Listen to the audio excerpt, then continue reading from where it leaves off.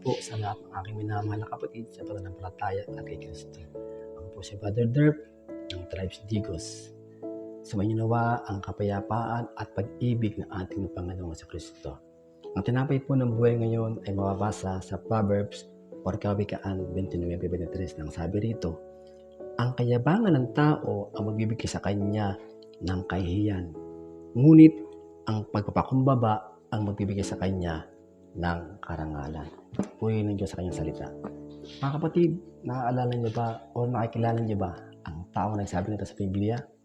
Talagang dakila ang Babylonia. Ako ang nagtatag dito upang maging pangunahing lungsod at maging sagisag ng aking karangalan at kapangyarihan. Kilala niyo ba po siya? Correct. Siya po ay si Haring Bukadnezar ng Babylonia. Nasa talatang ito, Daniel 4:30, siya po ay nagyabang sa kanyang sarili. Kaya naman po, siya po ay pinarusahan ng Diyos. Tinanggal po sa kanya ang kanyang kaharian at siya po ay tinaboy sa ilang kung saan ginawa po siyang hayop. Doon po ay kumain siya ng damo at nabasa ang kanyang likod ng hamog sa loob ng 7 taon. Ano po ang aral natin sa talatang ito? Mga kapatid, tandaan po natin na kung tayo po ay magmamayabang at magmamataas sa mga meron tayo sa ating buhay, tayo po ay ibababa o hihiyain ng ating Panginoon Diyos.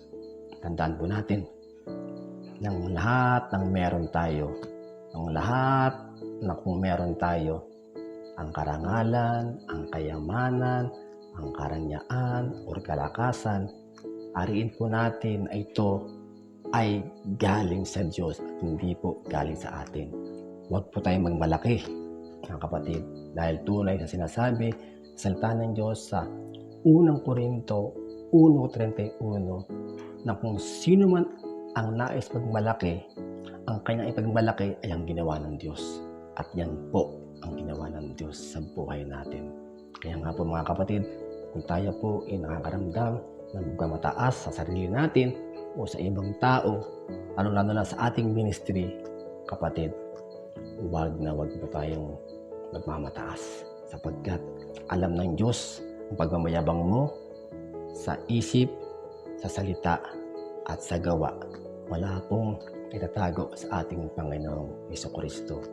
Kaya nga po kung tayo ay makaramdam ng pagmamataas, lagi po nating tandaan ang ginawa ng ating Panginoong Jesucristo na sa pagiging Diyos niya, ito po ay hinubad niya, siya po ay naging alipin at ipinanganak ng pangkaraniwang tao at nung siya ay naging tao at maging Kristo, siya po ay nagpakumbaba hanggang sa kanyang kamatayan sa krus.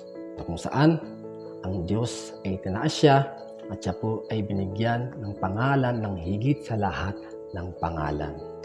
Amen ang salita niya. Kaya nga po mga kapatid, huwag po tayong magmamalaki.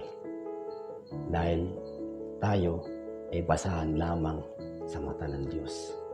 At tayo ay nilinis niya at tayo ay kinuha niya para hindi na maging marumi. Kaya mga kapatid, tandaan po natin na ang salita ng Diyos ang siya nagbibigay ng buhay sa atin. May the love, joy, and peace of the Lord be with you and your family. God bless.